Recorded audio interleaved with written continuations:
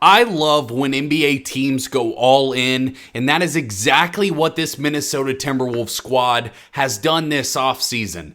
They took their experience from the last few seasons, making the Western Conference Finals, making the second round of the playoffs last year, beating the Denver Nuggets, and said, we want an opportunity to compete for an NBA championship. We are going to do everything it takes to make moves, bring in talent, and try to compete at the highest level. And I didn't love what they had done this offseason prior to the move they made today for Jonathan Kuminga. You traded for LaMelo Ball. You lost Julius Randle, who in the playoffs is not really much of a loss, kind of maybe an addition by subtraction. But you lost Naz Reid. A lot of your big man forward depth.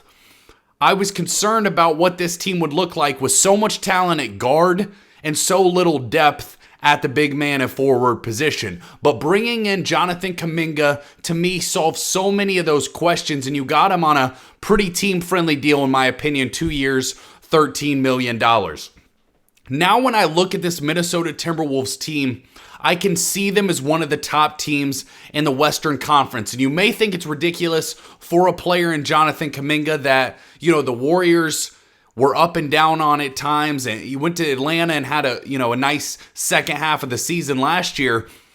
But I am very, very optimistic when a team makes moves around the edges to make their team a little bit better.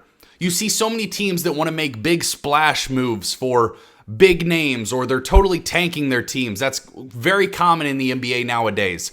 But what wins championships is great team basketball, great fits that make sense together. When you look at the way that the New York Knicks roster was built, you had a player in Josh Hart that was absolutely a role player through and through. He could give you 10 rebounds and 0 points if you needed, if he smoked a layup in the NBA Finals.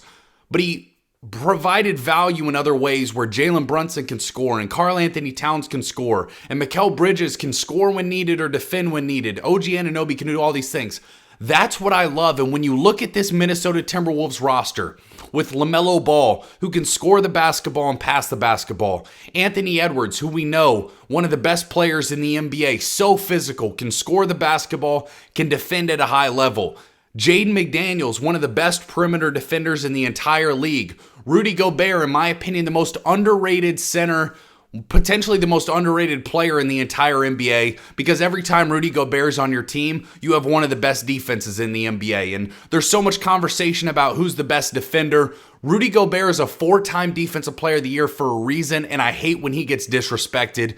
I'm getting off on this tangent here for a second, but people like Shaquille O'Neal have talked down on Rudy Gobert for so long that it's changed the way that social media talks about him and the way that he's viewed by public perception. Rudy Gobert is a fantastic basketball player. Yes, he has limitations on the offensive end of the court. Yes, defensively he's not great at the perimeter, but really no big man is. We saw Victor Wembanyama get cooked at the perimeter defense, but he's so elite in the paint, and every time you have Rudy Gobert on your roster, you are going to have an elite defense. And bringing Jayden McDaniels into that lineup, I think does so much for the Minnesota Timberwolves, and adding their physicality, adding their defense, because you're looking at a lineup where 4 of your 5 players are really, really high-level defenders in Anthony Edwards, Jayden McDaniels, Jonathan Kuminga, and Rudy Gobert. You have LaMelo Ball, who can focus on what he's really good at, which is being creative on offense, scoring the basketball, putting his teammates in positions to score. And, I have had my hesitations or doubts in LaMelo Ball's play style, but he's coming into an organization where he is no longer the number one. He's no longer the face of the franchise. He knows that this is Anthony Edwards' team, and I think that will be very valuable in allowing LaMelo Ball to, maybe take a step back from feeling like all the pressure and all the burden is on him, and just hopefully play basketball the right way. And they're led by a coach in Chris Finch that I think is one of the best coaches in the entire league. When you look at this Timberwolves team, I think they have a great shot in the Western Conference. You start to look at the different rosters and what they've done this offseason. It's hard to feel optimistic about the Houston Rockets with the way that their season ended, with the way that the whole Kevin Durant saga has gone. You look at the Denver Nuggets, they lose Peyton Watson, add DeMar DeRozan. I don't know that I think that's much of an addition or an improvement, and the Timberwolves knocked them out of the playoffs last year whilst dealing with injuries. The Los Angeles Lakers, a team I'm not very high on at all.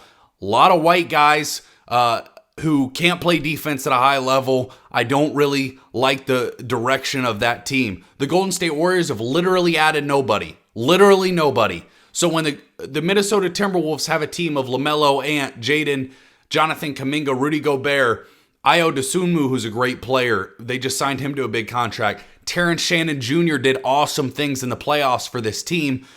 Their other big man, Joan Beringer, Bones Highland, Dante DiVincenzo more than likely will be out this entire season with his Achilles. But I love the way this team is set up. And Jonathan Kuminga, he's a 12-point per game scorer last year.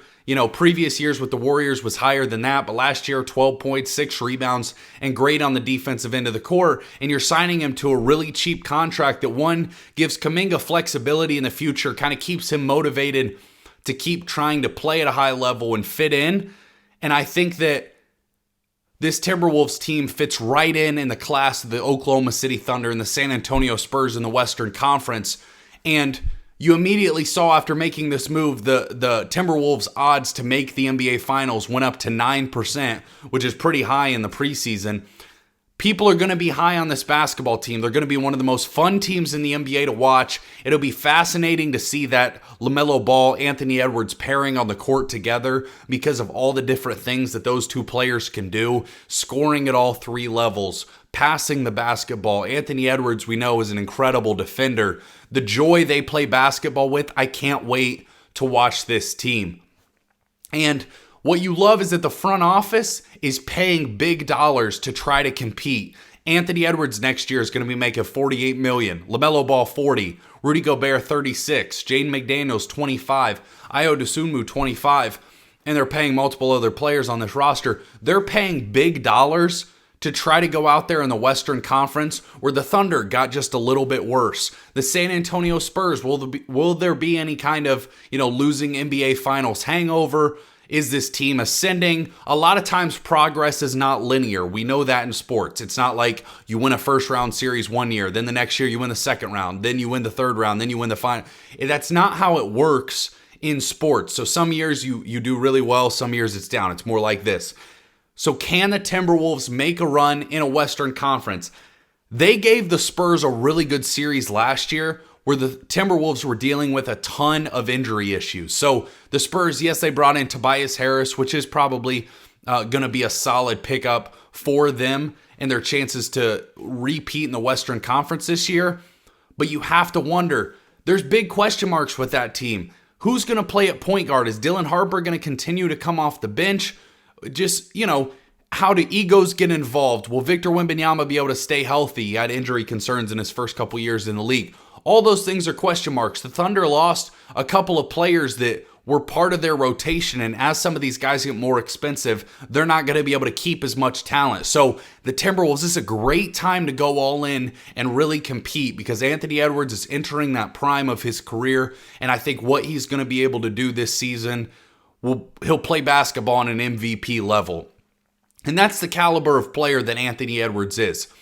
He's a guy who should be competing for MVPs. Anytime he's on your team, you should feel like you have the ability to make the NBA Finals. I talk about this all the time. When you have one of those guys, I believe you have the responsibility to your fan base, to NBA fans, and that player to go all in. When you have Anthony Edwards on your team, go all in to try to win an NBA championship. And if it doesn't work, that happens. But don't be the reason because you were being too conservative or playing scared. Because the Denver Nuggets are a team that's a great example, in my opinion. They won an NBA championship, and they have progressively gotten worse and worse and worse every year because of their roster. They haven't made any big moves. They lose players every year, and I just don't like that mindset. The Timberwolves getting off of Julius Randle, who is a negative in the playoffs. We all know it.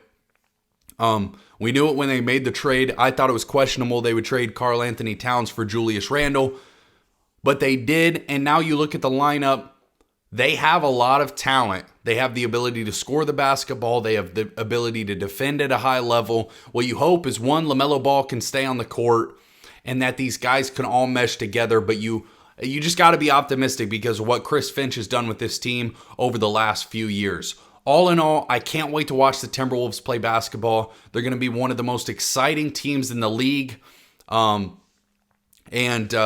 This season's just going to be a banger. So if you love the NBA, make sure you take a second to subscribe to the channel. We're covering all 30 teams before the season starts.